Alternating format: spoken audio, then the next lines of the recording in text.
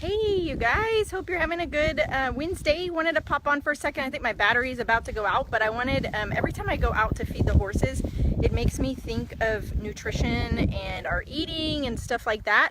I'm trying to find good lighting.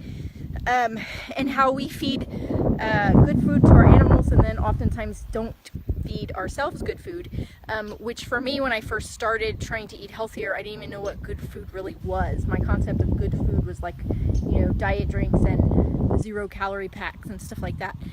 So as I have learned to eat better, I've had this observation with myself, and I see it a lot in the patients that I see. Hey Maggie.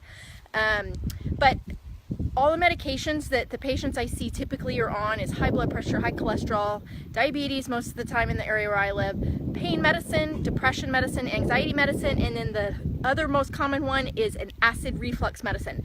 Very, very, very common.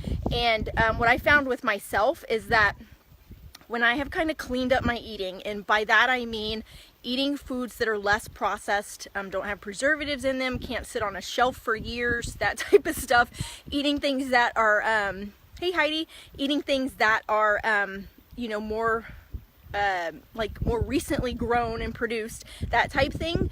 When I have cleaned up my eating to that extent, I've discovered that my heartburn that I've suffered with for probably 10 years or more, maybe 15 years, is related to gluten and dairy. So once I have narrowed that down, now I can, when I eliminate those things out of my diet, my heartburn goes away and gets better. When I have those things repeatedly, like I'm not allergic to them, so I don't have an allergic reaction, I don't get hives, I don't have any severe reaction, I just get heartburn and gas and feel miserable. So when I have repeated exposure, like say when we went to Mexico in April, when we went for our anniversary a couple of weeks ago to South Texas wine country, those type of things where I have a little few indulgences here and there, my digestive tract gets irritated, and it's from the gluten and the dairy. It's kind of like it feels like it's raw.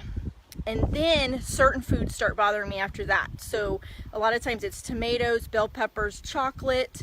Can't think of the other things that bother me a lot. But if I haven't had a lot of dairy and gluten, then those things don't bother me as much. So I feel like there's a huge misconception out there for a lot of patients that I see, that it's just like a given with most medical conditions. It's just a given that I have these things, and so I'm going to take this medicine because it's going to make me feel better. But if you try to look at the root of the cause with acid reflux and heartburn, a lot of times it's related to a food intolerance or something that we're eating that we are not tolerating. So if you struggle with those type of things, certainly message me if you have questions for me. But if you struggle with those types of things, maybe look at what you're eating and kind of try to tweeze out a few things that you eat, cut some things out for a time and see if the symptoms get better, and then see if they get worse when you add them back in, because that's what's happened with me. So I try to educate the patients that I see on this type of stuff, but most have the attitude that, I'd rather just take this medicine and eat what I want. But it feels so much better to be able to eat and feel good rather than be walking around with heartburn and gas and bloating and stuff like that. I'm still struggling with heartburn from some of my indulgences I've had in the past couple of weeks.